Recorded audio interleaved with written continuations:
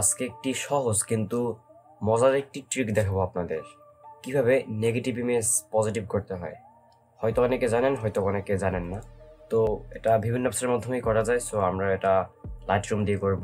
By the way, আমাদের ফোনের যে অ্যাডোবি লাইটরুম এবং পিসির যে লাইটরুম দুটোই কিন্তু সেম। আপনারা দুটোতেই সেম রকমের সব রকমের ফিচার পাবেন। সো আমি এখন কাজটি করব বা কাজটি দেখাবো আপনাদের পিসির লাইটরুম ভার্সন দিয়ে, বাট আপনারা চাইলে মোবাইল দিয়েও সেই কাজটি সেমভাবে করতে পারবেন। সো আমি আমার পিসির লাইটরুম ওপেন করে নিচ্ছি। এখন আমার লাইটরুমে অলরেডি একটি ছবি ইম্পোর্ট করা ছিল। এটি হচ্ছে একটি নেগেটিভ ইমেজ, আপনারা দেখতে পাচ্ছেন এটা নেগেটিভ ইমেজ, নর্মাল ছবির মতো না, সম্পূর্ণ একটা নেগেটিভ ইমেজ, নেগেটিভ বা ইনভার্ট বলতে পারেন। তো এখন আপনাদের দেখাবো কিভাবে শুধুমাত্র একটি স্লাইডার ইউজ করে আপনারা এই নেগেটিভ ছবিটাকে পজিটিভ করতে পারেন। ওকে, সো আমরা এখানে লাইটরুমের ডেভেলপ টুলে আছি। ডেভেলপ টুল হচ্ছে আমরা ফোনে যে লাইটরুমের এডিটে যে সব কিছু টুল পাই না, সেটাই হচ্ছে পিসির ডেভেলপ টুল। সো ডেভেলপ টুল দিয়ে আপনি এডিটিংয়ের সকল কাজ করতে পারবেন। সো আমরা এই কাজটি করবো কার্ভ দিয়ে। হ্যাঁ, আপনারা কার্ভ তো অবশ্যই ইউজ করছেন অ্যাডোবি লাইটরুমে বা অন্যান্য অ্যাপসে, যেমন ফটোশপে কিন্তু কার্ভ রয়েছে, বা অন্যান্য বিভিন্ন ধরনের এডিটিং সফটওয়্যারগুলো সবগুলোই মোটামুটি কার্ভ অপশনটি রয়েছে। বাট লাইটরুমের কার্ভ অপশনটি অলওয়েজ বেস্ট, আমরা জানি। সো আমরা এখন কার্ভে চলে যাব।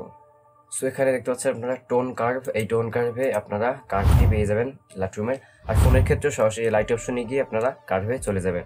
তো এখন দেখতে পাচ্ছেন, আপনারা তো জানেন কার্ভের অপশনটি, কার্ভের যে ডানের যে অংশটি সেটা আপনার ছবির হাইলাইট বা হোয়াইট এরিয়া নির্দেশ করে, এবং বামের বা নিচের যে অপশনটি এটা টোটালি শ্যাডোজ বা ব্ল্যাক এরিয়া নির্দেশ করে। যেমন আপনার হিস্টোগ্রামে দেখতে পাচ্ছেন আপনার ছবিটার লাইটিং এর অবস্থা বা কালার কন্ডিশনের কিছু হিস্টোগ্রাম আর কি।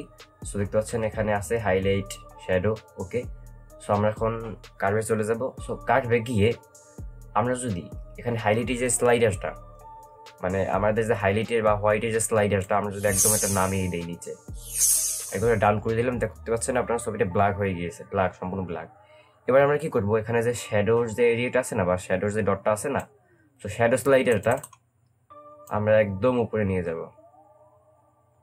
দেখতে পাচ্ছেন ছবিটা কি হয়ে গেল, বিফোর অ্যান্ড আফটার। বিফোরে কি ছিল, আগে ছিল এটা যে সম্পূর্ণ একটা নেগেটিভ ইমেজ, জাস্ট স্লাইডারের মাধ্যমে আমরা চেঞ্জ করে ফেলছি। তো আমরা কি করলাম এখানে, এটা কেন হলো আপনাদের সেটা বুঝতে হবে। সো একটি ইনভার্ট ছবিতে কি রয়েছে, লাইটের সম্পূর্ণ বিপরীত কন্ডিশনটা রয়েছে, একদম হাইলাইটের এবং শ্যাডোসের সম্পূর্ণ বিপরীত অবস্থানই ছিল। এখন আমরা এটা আবার বিপরীত করে দিয়েছি, ফলে এটা পজিটিভ হয়ে গিয়েছে। এখন আপনারা কার্ভে মোটামুটি কয়েকটি অপশন পাবেন, এখানে কত 4-5টা অপশন রয়েছে। সো মূলত আমরা হোয়াইট স্লাইডারটা দিয়ে মূলত সবসময় কাজ করে থাকি। বাট এখানে আরো কিছু টুল রয়েছে, রেড, গ্রিন, ব্লু, সেগুলো দিয়ে আপনি অনেক কিছু করতে পারবেন। বাট আরেকটি মজার জিনিস দেখাচ্ছি। ধরুন এই ছবিটা আমি আগের অবস্থানে ফিরিয়ে নিয়ে গেলাম বা নেগেটিভ করে নিলাম। এখন এখানে আমরা হোয়াইট কার্ভটায় হাত দিব না, আমরা রেড, গ্রিন, ব্লু এগুলো নিয়ে কাজ করবো। আপনারা অবশ্যই জানেন যে একটি ছবি মূলত 3টি কালার নিয়ে গঠিত, RGB বা রেড, গ্রিন, ব্লু, এই 3টি কালারের সমন্বয়ে একটি ছবির কালার গঠিত। তো এখন আমরা রেড স্লাইডারটা যদি কমিয়ে দেই, এখন আমরা রেডটা ইনভার্ট করে ফেলেছি, এবার আমরা গ্রিনটা ইনভার্ট করব। সো আমরা রেড, গ্রিন দুটো ইনভার্ট করে ফেলেছি, এবার আমরা ব্লুটাও ইনভার্ট করব।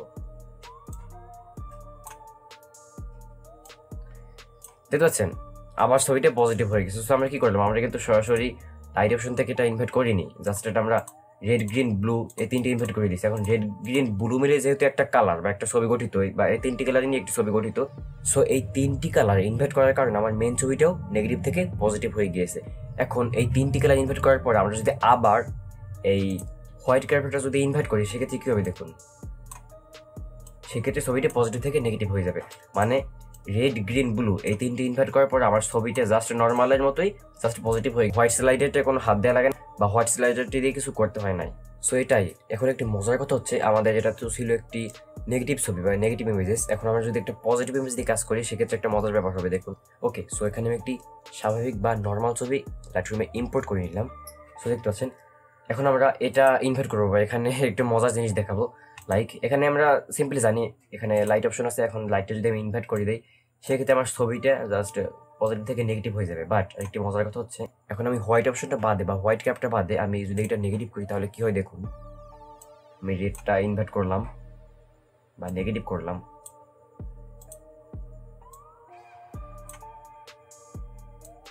গ্রিনটাও নেগেটিভ করলাম, ব্লুটাও নেগেটিভ করলাম।